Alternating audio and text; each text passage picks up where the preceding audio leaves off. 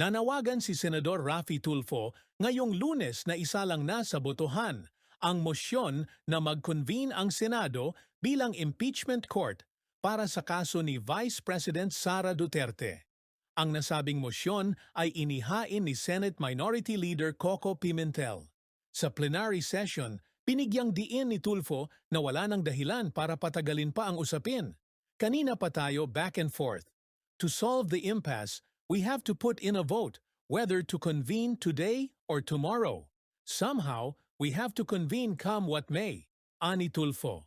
Ang panawagan ay ginawa sa gitna ng paulit-ulit na diskusyon ng mga senador kung kailan at paano sisimulan ang impeachment trial na matagal nang nakaantala. Sang-ayon ka ba sa panawagan ni Senador? Tulfo na dapat ng pagbotohan agad kung sisimulan na ang impeachment trial ni Vice Presidente Sara Duterte.